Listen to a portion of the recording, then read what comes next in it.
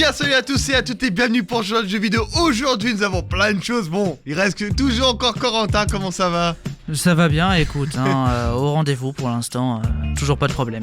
Normalement, Julie viendra la semaine prochaine, devait venir, mais bon, elle sera la semaine prochaine pour nous parler de Audi. Est-ce que c'est parce qu'elle s'est pas réveillée une fois de plus ? Non, cette fois non. Ah bon, ok. Autant pour moi, je suis médisant, désolé. Cette fois, c'est à cause d'un problème de transport. Voilà, c'est son papa qui est pas là aujourd'hui, c'est pour ça. Et on va voir la semaine prochaine, normalement, une surprise, donc un nouveau chroniqueur qui viendra sur l'émission Journal de jeux vidéo. Et il s'appelle Aziz. Ah non, peut-être. Aziz, peut-être. Et là, en plus, il fait des tournois sur IFC en ce moment. Plus Aziz. J'espère qu'il reviendra, Aziz, dans l'émission et tout. Aujourd'hui, nous avons plein de trucs. Le E3 qui a annoncé sa mort, ça y est, la mort de E3, c'est officiel, ça y est. Nous avons aussi les annonces des Game Awards. Les Game Awards, bien sûr, bravo Corentin. La démo de Tekken, on va savoir quand c'est Tekken. Un jeu qui est une arnaque. On a eu Insider Gaming a relié tous les signes qu'un jeu était une arnaque. Ça s'appelle The Day Before. Plus tard. Et nous avons aussi une exclusivité de musique qu'on va écouter tout à l'heure sur Research Radio. Je vous citerai le nom du groupe, je vous citerai qu'est-ce qu'ils vont faire, plein de choses. C'est un groupe 100% vrai, mais on en parlera tout à l'heure sur Research Radio. Et tout de suite, on va parler des news du... Corentin, c'est quoi l'émission ? Le journal du jeu vidéo. Alors, l'E3 est officiellement meurt, a annoncé les c'est un article d'Insider Gaming. Alors, c'est officiel. Malheureusement, ça a été annoncé aussi sur Twitter. Et moi, j'ai fait 1 minute de silence parce que là, c'est... L'Entertainment Software Association, donc l'ESA, a officiellement annoncé que l'E3 était officiellement terminé. La nouvelle a été frappée pour la première fois sur le Washington Post. La décision de fermeture a été attribuée à de nouveaux concurrents, retrait des partenaires, etc. Donc après, voilà, ici, donc, ils disent... Et après, on en parlera quand on va analyser parce qu'on sait pourquoi. C'est même sûr et certain. Après plus de 2 décennies, c'est vrai que ça fait plus de 20 ans. Après plus de 2 décennies d'organisation, d'un événement qui a servi de vitrine centrale à l'industrie américaine et au mondial du jeu vidéo, l'Entertainment Software Association a décidé de clôturer l'E3, a indiqué le comité officiel. Plus tôt cette année, Redpuff s'était officiellement séparé de l'ESA après un partenariat de 14 mois. Parce que j'en avais parlé d'ailleurs dans la... première émission, si vous vous souvenez du journal du vidéo, on en parlait qu'ils seraient associés avec Redpuff et tout. Au final, ils se sont séparés. Et a été déclaré bien que portée de l'E3 reste inégale dans notre industrie. Nous continuons à explorer comme nous pouvons le faire évoluer pour mieux se servir de l'industrie du vidéo. Évoluons chaque aspect de l'événement au format, au lieu. Nous sommes déterminés à jouer notre rôle de rassembleur pour l'industrie au somme de l'impact de partager cette nouvelle E3 dans les mois à venir. Des figures ont commencé à apparaître pour l'E3 suite à la pandémie du Covid-19 et c'est ça qui a accéléré au final, c'est le Covid. Dans l'événement qu'on n'a jamais vu son retour après la clôture d'événements en personne. Bon, après ils disent que l'E3 est annulé en 2023 suite à des nombreux éditeurs qui se sont retirés. Corentin, c'est pas une surprise ? Annulé puis supprimé. Pour moi, je suis écœuré un petit peu parce que E3, c'était notre événement. C'était un peu on peut dire la coupe du monde du jeu vidéo chaque année. C'était un grand événement. Moi, j'ai plein de souvenirs de l'E3. J'ai le souvenir de l'E3 2011, mon premier E3 où PlayStation avait présenté la PS Vita. La PS4 en 2013 aussi. Chacun prend l'information comme il le peut au final. C'est vrai que l'E3 facilitait à la fois pour les constructeurs et les éditeurs et aussi pour les consommateurs, puisque c'était un rendez-vous annuel qui permettait d'avoir les informations, les prochaines sorties. Et c'était incroyable. Et les teasers éventuels pour savoir où en est l'avancement de certains jeux. Et moi j'ai toujours pensé que l'E3 était intouchable. C'est ça le truc. Moi j'ai toujours pensé que l'E3 serait intouchable. Mais beaucoup de monde disait un jour vous verrez, ça va mourir. Et tout le monde rigolait, mais officiellement ça y est. Et donc aujourd'hui on se retrouve dans une situation où les éditeurs et les constructeurs devront se débrouiller par eux-mêmes. PlayStation avait déjà commencé avec ses PlayStation Showcase. Maintenant à voir comment Microsoft va s'en sortir ils ont leur propre truc avec ses présentations. Le Xbox comment on appelle ça là, je sais plus c'est quoi, mais Xbox aussi a leur événement aussi, le FanFest, je crois, c'est ça, un délire comme ça. Je ne sais pas. Et voilà, mais de toute façon, c'était sûr. Quand on reprend l'E3 2019, PlayStation, à l'époque, en 2018, avait annoncé « Nous retirons l'E3 ». En 2019, c'était les premiers déjà. Et c'était déjà chaud, déjà à l'époque. Et le Covid a accéléré le truc, et le Covid les a tués. Et en 2021, on devait avoir l'E3, le retour de l'E3, si tu te souviens, c'était en ligne, c'était vraiment complètement chiant, si on se souvient. Et là, on sait ce qu'il y a à côté. Et je pense que Geoff Keighley a réussi. C'est qu'il y a son... C'est vrai que qu'on appelle ça déjà Le squelette de l'E3 s'était principalement construit autour des constructeurs donc de Microsoft et de Sony, donc PlayStation et Xbox. Or, lorsqu'on s'est retrouvé dans la situation où PlayStation avait quitté, il ne restait que Xbox et éventuellement Nintendo. Non, et Nintendo même plus. Il restait que direct. Xbox et à côté tous les autres éditeurs de jeux vidéo pour au final se rendre compte il n'y avait pas plus que ça. Xbox n'a pas plus de choses à montrer que ça. Et souviens-toi que le Summer Game Fest, Geoff Keighley, il avait aussi des avantages quand tu allais au Summer Game Fest parce que tu étais avantagé au Game Award. Donc il y a aussi ce deal-là, je crois qu'il y avait eu aussi, où voilà, tout le monde était parti de l'E3, avait snobé l'E3. Et Geoff Keighley doit être content. Il doit être heureux parce que maintenant c'est lui le seul événement, c'est lui qui a son propre truc l'été. Donc le Summer Game Fest, maintenant on verra ce que ça va donner. Summer Game Fest, mais après, certains ont pris la décision de se débrouiller tout seul. Hein. Oui, mais Sony n'a pas choisi de venir présent, d'être présent pour les autres conventions des autres éditeurs ou constructeurs. Mais Sony est quand même partenaire au Summer Game Fest, ça faut pas l'oublier. De la même manière que Nintendo ils sont aussi partenaires. Reste de son côté. Mais ils sont aussi partenaires au Summer Game Fest, c'est ça qui est surprenant. Aujourd'hui, on se retrouve dans une espèce de course au digital. De course aux conventions pour chacun d'entre eux, à qui aura la meilleure popularité maintenant. Mais Ubisoft font leur Ubisoft Forward. Voilà, c'est Ubisoft Forward aussi qui font Ubi. Moi, je suis un peu curieux parce que moi, j'aimais bien l'aspect convention. Tu te souviens peut-être l'Xbox en 2017 avec Keanu Reeves qui était venu, Keanu Reeves en personne, qui arrive, il te dit, je vais vous balancer la date de sortie de Cyberpunk. C'était incroyable. Ou Steven Spielberg qui était venu en 2012 pour présenter un jeu sur le Kinect à Xbox. Il y a plein de souvenirs. Le 3, c'est plein de souvenirs. Il y a plein de choses. C'était Star Wars Kinect. Ouais, c'était Star Wars Kinect. Voilà, Star Wars Kinect, c'était... Après, il y a aussi, moi je me souviens, un truc où sur Game One, où t'avais Julien Tellou qui était à l'E3. Et il y avait un catcheur qui s'appelait Rob Van Dam, un catcheur, un catcheur de la WWE, et il présentait le jeu SmackDown vs Raw 2007, tu vois, à l'époque. Et ce catcheur-là, il arrive et tout. Il va avoir donc Julien Tellou qui commence à faire en mode je suis un bonhomme et tout. Il va dire Hi, I am a big wrestler in France. Le mec il dit vous savez la France c'est différent des États-Unis. Et carrément le mec voilà quoi.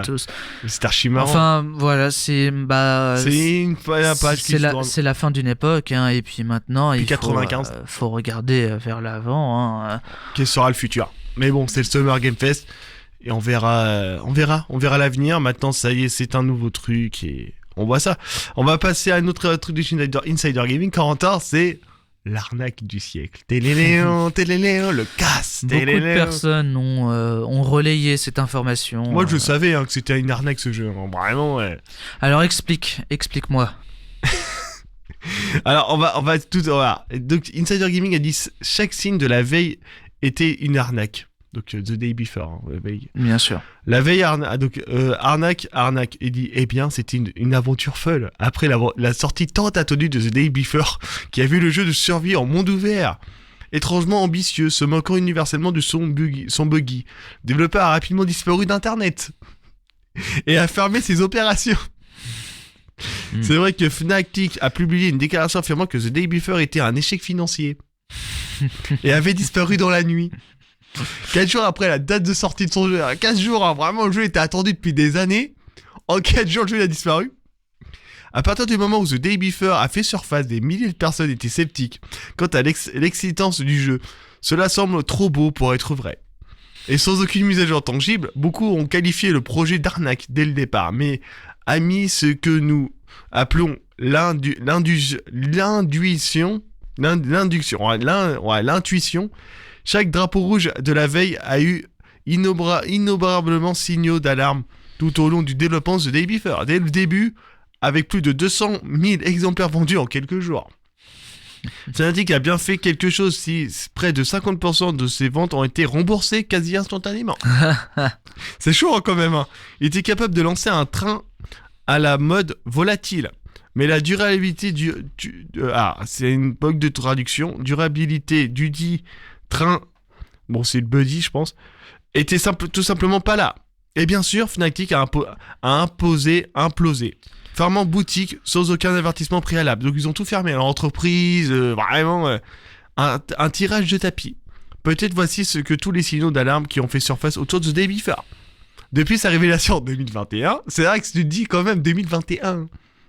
La vidéo de gameplay a été scénarisée. The Day Before a été examiné par les développeurs.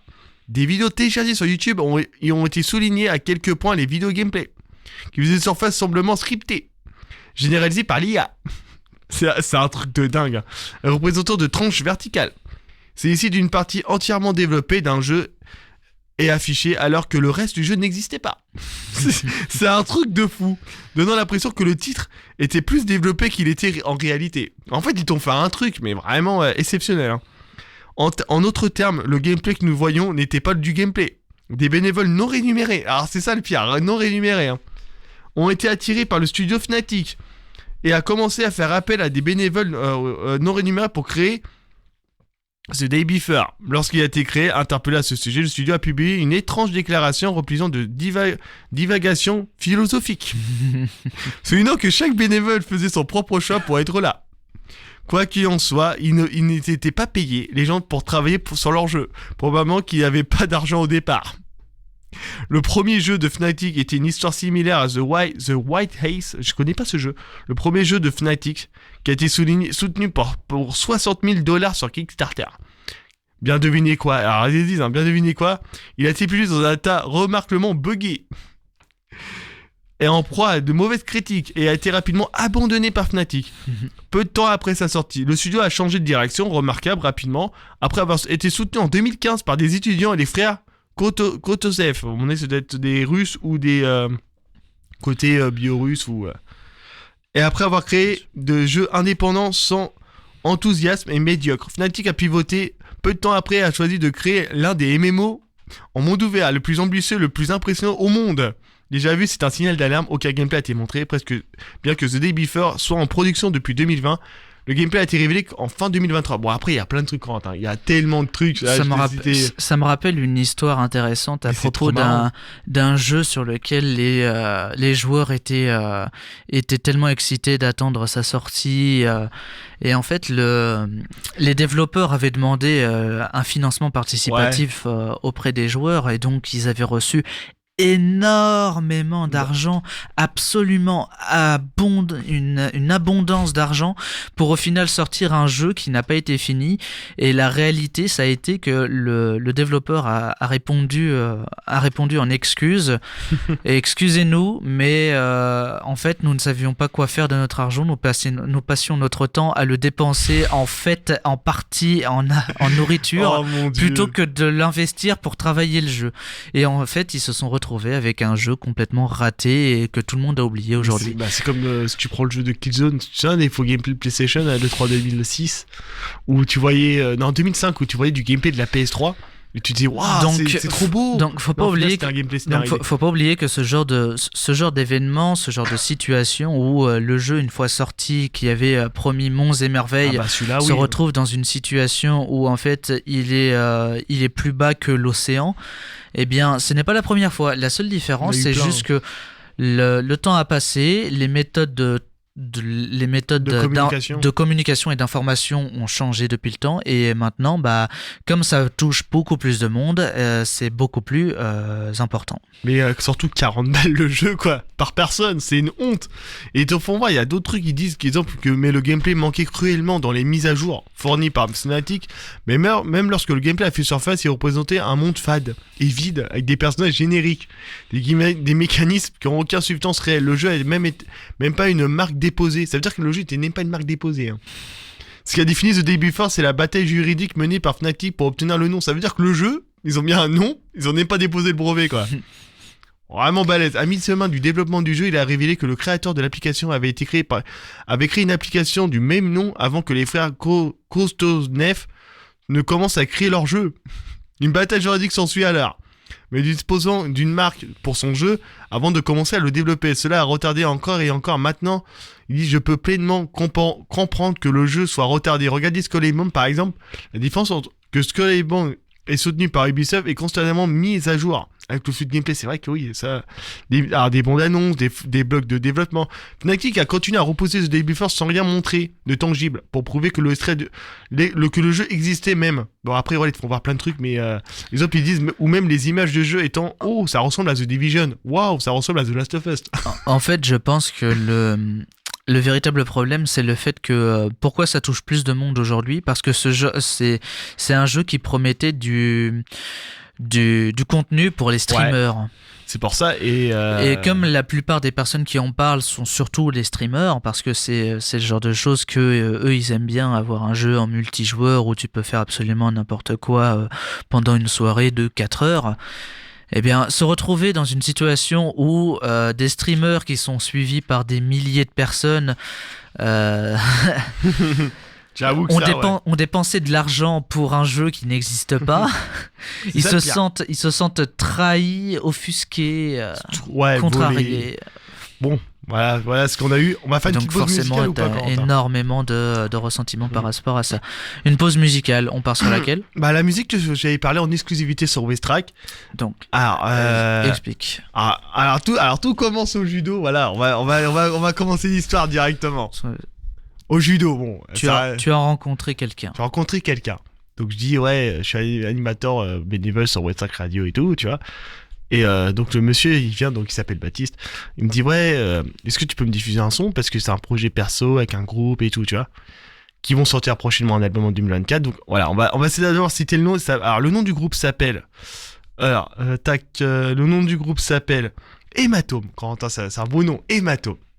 Ils ont un Instagram d'ailleurs, Hématome. Alors ils disent sur leur Instagram, je cite, Hématome est un groupe de rock français basé au Havre. Donc voilà. Donc comme il m'a dit sur les vocaux, c'est un peu une influence un peu comme le groupe Téléphone, les années 80, Quentin, tu vois. Influence années 80, oui. Donc ils vont sortir un album en 2024. On va écouter leur musique. Après on va parler, je vais expliquer c'est qui ceux qui représentent les instruments et tout. Donc c'est un groupe 100% en vrai. Exclusivement, on va écouter pour la première fois sur Westrack Radio. Le nom s'appelle Quai des Brumes de Hématome sur Westrack Radio.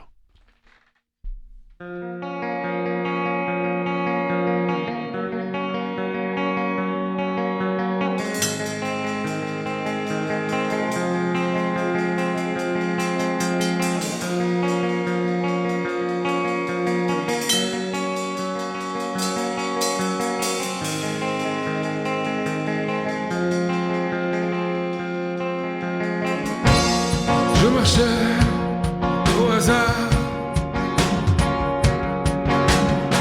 dans cette épais brouillard. J'oubliais le bleu de ton regard dans ce trou noir. Tu m'as lâché la main, promis, aucun lendemain. Mon cœur noyé dans ce grand bain, jusqu'au petit matin. Sur le quai des Brumes, j'y ai laissé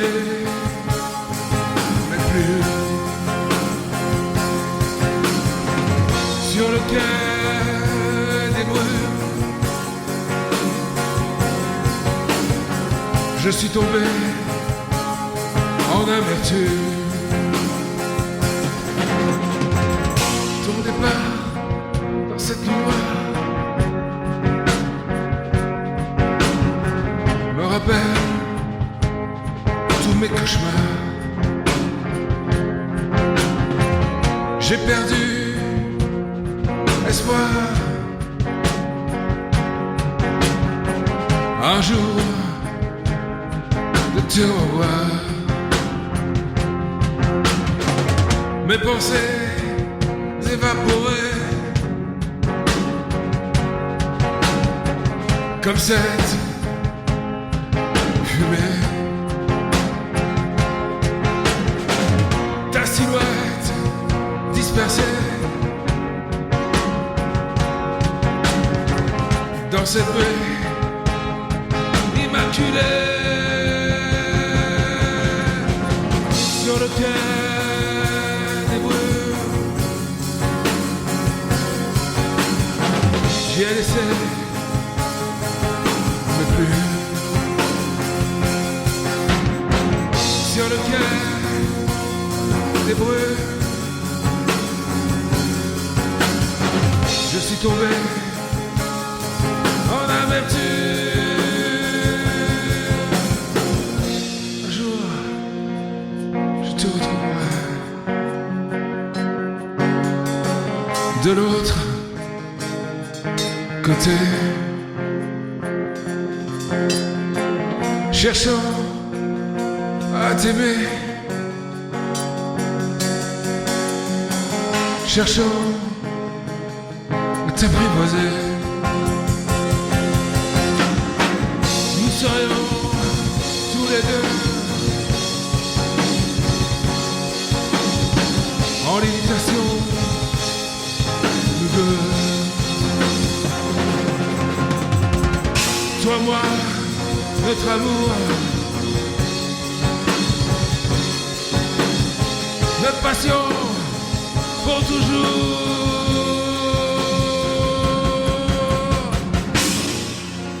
Ding, ding. J'aime bien, franchement, vraiment bien. Donc c'était le groupe Hématone et pas Hématome. Voilà, avec un N. Hématone.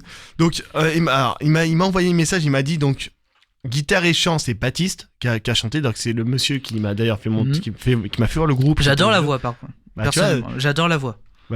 Franchement, non, archi bien et tout. C'est Baptiste qui a chanté, tu vois. Après, le second guitariste, c'est Jean-Luc qui a chanté. Qui a fait la guitare. À la basse, on a eu Valérian à la basse et à la batterie Clément qui a... Mais c'est vrai qu'on retrouve un rock très classique, très posé. Et Clément qui est sur le chat Twitch. qu'on salue. Salut Clément. Non, vraiment bien. Moi, franchement, j'ai vraiment bien aimé. Et comme il m'a dit, donc en 2024, ils vont sortir un album. Là, ils enchaînent les sons. Ils vont sortir un album en 2024. Et donc, ils ont un TikTok, ils ont tous les réseaux sociaux. Donc, Hématone sur Instagram. On peut aussi l'avoir sur TikTok aussi. Ils ont un TikTok, c'est Hématone avec @Hématone 760, donc 76 avec un 0. Sur TikTok, voilà. Un groupe vraiment bien. N'hésitez pas à suivre même sur Westrack. On va essayer de diffuser un petit peu des sons dans l'émission, par exemple. Et il m'a dit donc leur prochain son, d'ailleurs, qu'il va avoir dessus. Notre prochain titre s'appelle Voyage immobile en ce monde connecté. On a hâte d'écouter ça. Et on verra ça. Donc Hématone avec un N. Hein. Hématone 100% vrai. C'était sur Westrack Radio. Et franchement, vraiment bien, quoi. Voilà. On a eu des messages sur Twitch ou pas, Mathieu? Clément qui dit merci. Ah bah merci à toi Clément, merci. Bon bah on va enchaîner, Corentin. Enchaîne. On enchaîne. Insomniac s'est fait pirater, Corentin. Ah. Bon, après passer sur les quais des Brunes, une belle musique et tout. On va enchaîner avec Insomniac. Pauvre Insomniac. Et rien à voir avec l'insomnie, hein. Bien sûr, c'est un non-studio de jeux vidéo. Donc c'est Insider Game qui le dit aussi. Insomniac Game a subi une attaque de ransomware, Corentin. Là c'est chaud. Oh. Divulguant les informations personnelles des employés et des futurs plans de jeu. A-t-il été révélé? Et pourquoi je dis ça? Parce que je l'ai pris là, parce que il y a un gros jeu, tu sais, qui arrive chez Insomniac, c'est Wolverine. Tu te souviens? Bah c'est passé, c'est qu'il est repéré pour la première fois par Cyber Daily, le groupe des hackers de ransomware Ricita a publié la preuve de ses affirmations selon laquelle ils avaient piraté le développeur de Wolverine, Insomniac Games. En guise de preuve des réclamations, le groupe a publié des centaines de données personnelles des employés et ex-employés, dont des images de passeport, ainsi que des images du prochain jeu du studio, et c'est là que c'est chaud, Corentin. Wolverine, il y a une image qui a été divulguée de Wolverine. Et des documents internes également, incluant ceux de Yuri Wollstonetail, le doubleur de Spider-Man 2, qui interprète donc Peter Parker. Le groupe Ricita a déclaré qu'Insomniac Games dispose de 7 jours pour effectuer un paiement non divulgué, ainsi que les données sont rendues publiques. Cependant, le groupe organise également une vente aux enchères. C'est vraiment une vente aux enchères, quoi. Public sur son site web pour les données qui s'élèvent à environ 2 millions de dollars en Bitcoin. Waouh, c'est cher, c'est chaud, hein. Leur site web indique avec 7 jours au compteur s'ils ont l'opportunité d'enchérir des données exclusives uniquement et impressionnantes. Après, si c'est juste pour des clichés de jeux vidéo, franchement, Insomniac peut... Moi, c'est chaud quand même. Moi, personnellement, ma réaction face à ça, la meilleure situation lorsque quelqu'un te demande une rançon pour éviter qu'une information soit divulguée, c'est de la divulguer toi-même. Ouais, mais si c'est des trucs perso, tu vois, dans Paris, comme ils disent. Après, oui, effectivement, les dossiers personnels, mais si c'est pour des clichés de jeux vidéo, franchement, divulguez-les, hein, on s'en fiche. Et comme il écrit, bon, Impercious, c'est en anglais. Ouvrez vos portefeuilles et soyez prêts à acheter des données exclusives. Nous vendons uniquement à une seule main. Pas de revente, vous serez le seul propriétaire. Ensuite, après, effectivement, si c'est des informations personnelles d'employés de la société, ça devient compliqué. Là, effectivement, comment assurer la sécurité, c'est problématique. Quand il s'agit juste d'informations, les clichés, les vidéos, par exemple, laisse-les, tu t'en fiches complètement. Ouais. Mais là, c'est chaud parce que bien même divulgue-les toi-même. Tu vois, tu prends le pas par rapport à tes. Tu penses Wolverine, par rapport à tes maîtres chanteurs. Là, mais c'est chaud. Là, vraiment, ils ont 7 jours. Effectivement. Mais je préfère rappeler que la première source de problème lorsque on fait face à un maître chanteur, que quelqu'un nous a volé des informations personnelles, c'est vous, hein, c'est nous. Vous avez cliqué sur un lien, vous avez ouvert quelque chose, un email, un message, quelque chose qui a laissé rentrer sur votre ordinateur. À mon avis, c'est ça qu'il y a eu. Hein. C'est un mail, qui a un petit lien, un gars qui a cliqué sur un lien, mon œil malveillant, bam. On l'a eu avec GTA 6. On se souvient du piratage, peut-être l'un des plus gros leaks de l'histoire de jeux vidéo. Mais là, c'est chaud quand même. Franchement. Heureusement, on peut pas faire plus que ça. Hein. Voilà, on verra la suite. On sait qu'il y a écrit que Insomniac devrait officiellement sortir son prochain jeu Wolverine courant 2024. Peut-être un trailer. Moi, je pense qu'il y aura peut-être un trailer très prochainement. On verra ce que ça donnait. Une autre news, Corentin. Sur Twitter, on a eu l'annonce de Tekken. Twitter, ça existe encore, Twitter. X. Cross, comment on dit? Oui, bien sûr. Merci Elon Musk. Merci Elon. On va appeler ses enfants Beta, Sigma, Alpha. Alpha, Beta, Gamma. Alors Tekken sort... moi j'appelle toujours ça Twitter. X, c'est vraiment tu vois, c'est pas... Oui, bien sûr. Ça tue pas comme nom. Compliqué. Alors, get ready for the first battle in Tekken 8. The Tekken 8 demo release on... Devine quand, Corentin? Et c'est très prochainement. Janvier 2024. Eh ben la démo c'est aujourd'hui. Vous pouvez l'avoir dès aujourd'hui, mesdames et messieurs, dès aujourd'hui sur PlayStation pour l'instant. Tekken 8. Après, je sais pas à quoi m'attendre des Tekken moi aujourd'hui parce que j'ai l'impression que ça graphiquement il est beau. Oui, mais il a beau être beau, les Tekken pour moi, c'est la même chose. Hein. Pour moi, les Tekken ça a perdu tout intérêt depuis Tekken 5. Il y a Vincent Cassel dans celui-là. Il y a Vincent Cassel, mesdames et messieurs. Jouer avec Vincent Cassel quand même. Donc je disais, pour moi les Tekken ont perdu tout intérêt depuis Tekken 5 parce qu'on se retrouve sur des jeux où en fait... Même Tekken 4. Hein. Non mais Tekken 5, parce que Tekken 5 s'est arrêté s'est arrêté juste avant le online, et le online a apporté quoi? A apporté les DLC à foison. Quand t'achètes un jeu Tekken, tu te rends compte que t'as 15 DLC comme supplémentaires à 3 € chacun pour ajouter des personnages, des costumes. Comme Tekken Revolution, je sais pas si t'as connu sur PS3, Tekken Revolution. Non. Tekken Revolution, c'était un free-to-play où c'était bourré de microtransactions, et à l'époque ça n'existait pas encore ce système-là. Tu vois, il y avait un système comme ça, mais c'était pas... Tandis que dans Tekken 5, effectivement, le nombre de personnages était limité, mais tu pouvais toujours débloquer le nombre de personnages en faisant certaines choses. Au bout d'un moment, tu pouvais avoir la totalité des personnages juste en jouant. Là, aujourd'hui, tu dois passer à la caisse pour pouvoir avoir tous les personnages d'un jeu. Et donc, le reste des plateformes Xbox et Steam, ça arrivera le 21 décembre. Donc, attendez quelques jours, vous pouvez jouer à Tekken 8 sur toutes les plateformes, sur plein de choses. Voilà, donc après on va parler des Game Awards. Corentin va faire encore une dernière pause musicale et après on va parler des Game Awards et on va mettre ta musique. Corentin, c'est quoi la musique? Ma musique, Heaven is a Place on Earth de Belinda Carlisle. Dans West Talk Radio.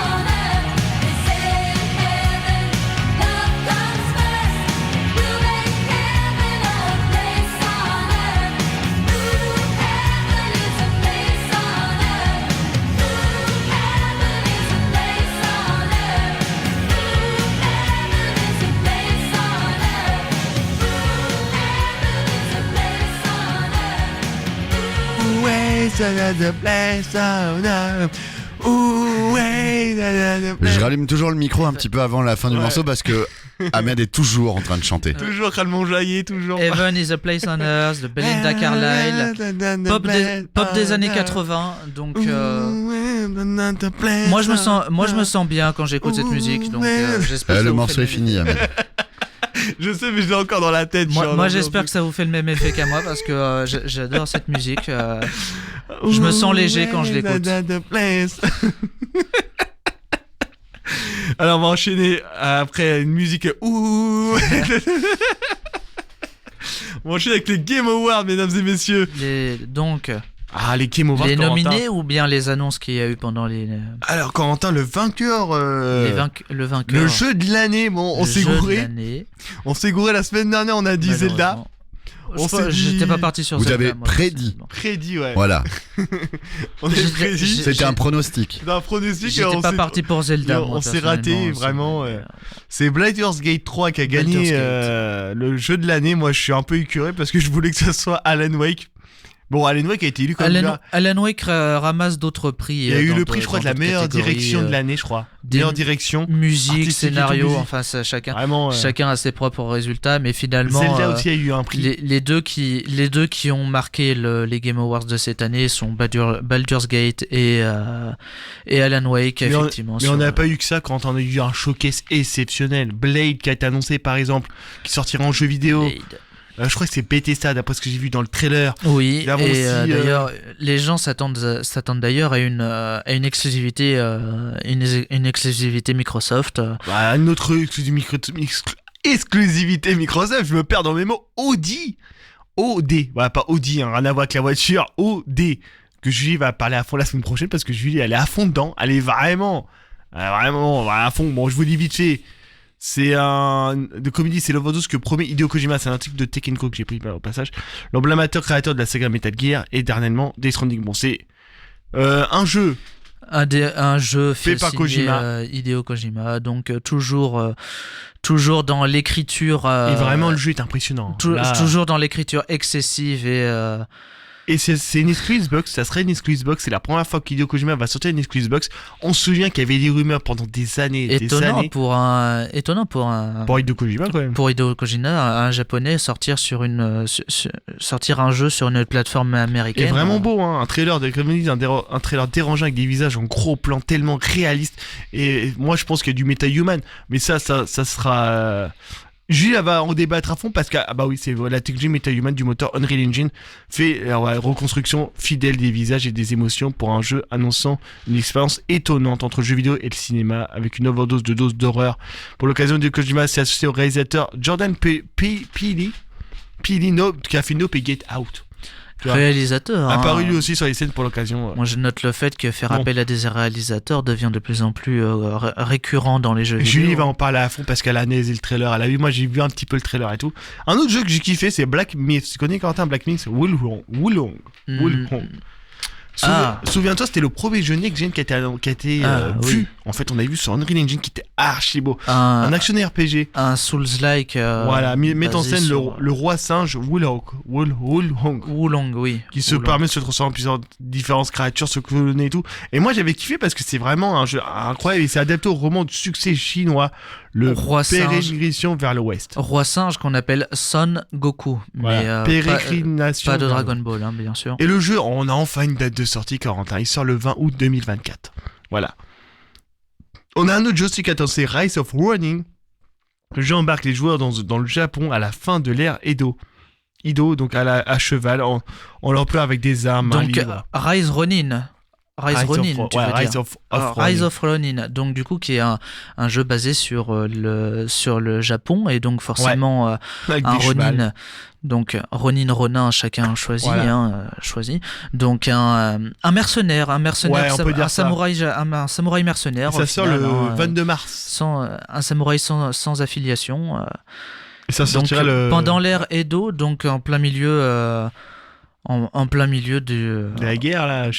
Non, Edo, c'est quoi? L'ère Edo, c'est une période qui se situe entre 1200 et 1800 peut-être. Voilà, donc ça sortira le 22 mars 2024 sur PS5. C'est assez large, donc c'est et vraiment dans le Japon féodal. Et Blade 2, qu'on attend depuis plus de 3 ans, vous voulez une date de sortie, on a enfin une date courant 2024. Voilà, on a une date de sortie. Hellblade. Exclu Xbox, parce qu'on sait que Microsoft a racheté Ninja Theory, et c'est sur Unreal Engine 5, un très beau jeu. The Casting of Frank Stone, voilà un jeu. Si vous aimez vous faire peur, voici encore un jeu parfait tiré de l'univers Dead by Daylight réalisé par le studio Supermassive Games. The Dark Picture anthologique est exceptionnel.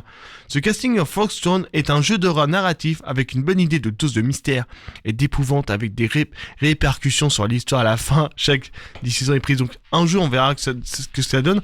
Un groupe d'amis sur les traces de Frank Stone, étrangement assassiné à Castor Hill, Oregon. La ville tentant de surmonter un passé violent, de multiples crimes macabres dans une assière et un héritage sanglant sur des générations habitant le cauchemar et apportant chacun. Courant 2024 sortira sur PS5, Xbox Series et PC. Très bon jeu. Jurassic Park Survive aussi, 14 aussi, Corentin, tu l'as vu? Non, essaye pas de chanter. Disponible prochainement sur PS5, Xbox et PC. Donc un jeu adapté du film Jurassic Park et son atmosphère sera peut-être enfin ce Jurassic Park Survive. Le trailer a dévoilé montrant un jeu de tir à la première personne. On retrouve les codes du film, ces dinosaures, son instinct. Encore une fois, un jeu FPS. Voilà. Et c'est le studio Saber, donc au World War Z qui va le faire, qui est chargé de la création du jeu où se retrouver projeté dans le parc pourchassé par des dinosaures. J'ai hâte de voir, hein. Franchement, par des créatures peu accueillantes. Bon, j'ai hâte de voir. On a eu quoi d'autre? The Lost Record, Boom and Rage. Un studio parisien, donc Made in France, Cocorico, Dotnut présente le premier jeu réalisé par sa branche Montréalaise. Montréal, quoi. Une histoire qui flirte sur le côté de Life is Strange, jeu à succès maison, mais aussi à Stranger Things. Voilà, moi j'ai toujours chez moi. Stranger Things. The Last Record, Blood and Rage raconte l'histoire de 4 ados, Swan, Nora, Horton et Kate, qui a été à l'été 95 se lier d'amitié pour la vie, mais 27 ans plus tard, un tram va réaliser un terrible secret ennui éclaté. Donc disponible fin 2024 sur PS5, Series X et PC. On voit qu'il y a beaucoup de jeux next-gen. FF7 Rebirth, Corentin, on nous présente plus avec un beau trailer qui sortira le 29 février 2024. Banisher Ghost of New Eden, tu vois ou pas, c'est quoi ce jeu? Non. Décalé de l'année à l'année prochaine. Donc c'est un jeu qui a été déjà annoncé il y a longtemps.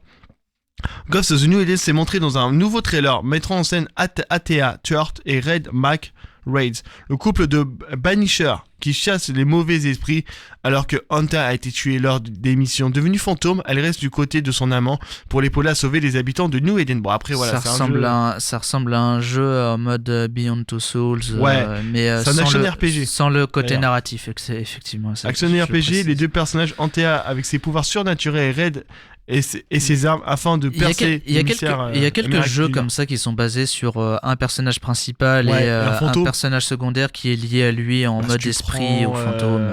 Il y a plein de jeux. Aiko par exemple, je prends l'exemple d'Aiko.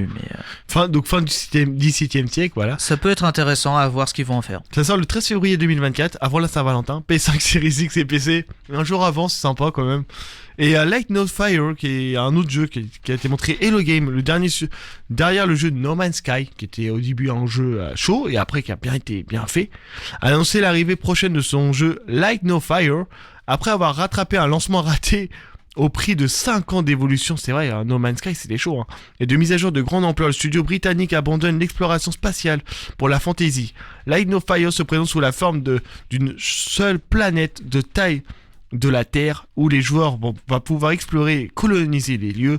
Le monde sera généré par de manière procédurale à parcourir depuis la Terre comme les airs, les dos de dragon. Bon voilà, après beaucoup de trucs fantaisistes et aucune date pour l'instant. Le jeu n'a aucune date, on verra ce que ça va donner. Ils disent avec une dose de survie, surtout sur un fort aspect communautaire. Voilà ce qu'on a dessus, Corentin. Voir ce qu'il va donner, hein. Moi j'aimerais parler d'un autre truc. Vas-y. Il se trouve que on parlait de Star Wars KOTOR, donc Knights of the Old Republic, qui n'a pas été abandonné éventuellement à cause de mots prononcés par certains développeurs, des gens qui se trouvaient à l'intérieur. Dans l'industrie. Eh bien, il se trouve que les projets de jeux vidéo de Star Wars sont maintenant dirigés par Disney. Ah oui, bah comme les Simpsons, hein, pareil. Donc maintenant, le fait que Disney a repris les rênes, il se trouve que Disney est au courant de l'engouement qu'il y a autour du jeu KOTOR Remake. Ouais. Et donc, ils se rendent compte qu'ils ont intérêt à le sortir, ce jeu. Donc, ils vont quand même faire en sorte de le sortir un jour ou l'autre. Il sortira. C'est obligé. Mais même si un jour il sortira KOTOR Remake, pour l'instant, ils vont se concentrer surtout sur le jeu Outlaw de Ubisoft qui sortira l'année prochaine. Voilà. Et je Outlaw, reste. il a l'air vraiment bien. Oui. Et je reste du côté d'Ubisoft, en abordant d'ailleurs la bêta fermée de Skull and Bones qui est disponible, qui commence demain. Donc demain jusqu'au 18 décembre. Du 15 au 18 décembre, donc une bêta fermée qui va permettre aux joueurs de découvrir Skull and Bones. Donc moi j'ai essayé de m'inscrire, on va voir s'ils me répondent favorablement. On verra, parce que moi je rigole parce que le jeu a été décalé des mots. Mais beaucoup de jeux ont été décalés très souvent. Cyberpunk, par exemple. Au final, pour avoir quelque chose d'intéressant à offrir quand même. J'ai regardé les bandes annonces. Malheureusement, dans les bandes annonces, il y a pas de plus d'images de gameplay que ça. C'est surtout des flashs, un trailer. Il n'y a pas de teaser. Hein. Mais bon, comparé à The Day Before, au moins le jeu il est à jour. Quoi. Celui-là, il est à jour, quoi. Et donc du coup, en restant du côté d'Ubisoft, j'aimerais aborder le jeu qui est sorti la semaine dernière, Avatar Frontiers of Pandora. Incroyable, mesdames et messieurs, je vous le dis, je l'ai testé, incroyable. Voilà ce qu'on peut dire. Il est franchement, Amazing. il est incroyable. Niveau graphisme, Wonderful. moi personnellement, je fais pas gaffe au niveau graphisme. Tu me connais personnellement. Ouais, moi j'ai Le joué. niveau graphisme, il est beau. moi c'est secondaire. 4K Mais GR. c'est vrai qu'il est rempli de ce qu'on appelle les cartes postales. Hein. Vraiment, les décors sont extraordinaires. Surtout quand on atteint la deuxième zone, les plaines C'est supérieures, incroyable. elles sont T'as magnifiques. l'impression de mater un film, c'est ça le truc. T'as l'impression de mater le film qui est sorti en 2009, c'est pas Mais possible. Au-delà de la beauté du jeu, il y a aussi la beauté du gameplay que certains trouvent redondant et ennuyeux. Eh bien, sachez, mesdames et messieurs, que déjà, premièrement, la plupart des jeux sont redondants et ennuyeux au bout d'un moment parce que tu peux pas renouveler un gameplay après 20 heures de jeu. Mais ce qui est intéressant, c'est qu'une fois que vous avez débloqué votre monture volante, la navigation du jeu, elle est beaucoup plus simple, mais c'est aussi très contemplatif, parce que quand vous volez avec votre monture volante, eh bien une musique s'installe et vous commencez à vous laisser vous emporter. C'est impressionnant. L'aspect aussi où vous avez le choix entre mode exploration ou mode guidé. Mode guidé Vous avez plusieurs difficultés. Le mode guidé vous met une icône sur la map pour vous indiquer où est-ce que vous devez aller pour vos objectifs, tandis que le mode exploration vous laisse kiffer le truc. vous laisse choisir où est-ce que vous devez aller. Vous devenez James Cameron. Vous devez écouter les dialogues, vous devez suivre les indices, écouter bien, et regarder autour de vous, et donc s'immerger totalement dans le jeu. Ouais. Ce qui est vachement beaucoup plus intéressant. C'est vrai que la plupart des personnes avaient peur de ce côté Ubisoft qui faisait que quand vous ouvrez votre map, vous avez des dizaines et des dizaines d'icônes où vous savez plus où tourner de la tête. Alors que maintenant, regardez votre map et puis explorer le monde qui vous entoure pour trouver les secrets qui se trouvent dans Pandora. Hein. Et les jeux comme ça qui poussent à l'exploration sont vachement intéressants. C'est d'ailleurs pour cette raison que Elden Ring a été nommé meilleur jeu de l'année la dernière fois. Hein. C'est pour ça, hein. C'est parce qu'il pousse à l'exploration. Les meilleurs jeux sont les jeux qui poussent à l'exploration, surtout en open world. C'est pour ça.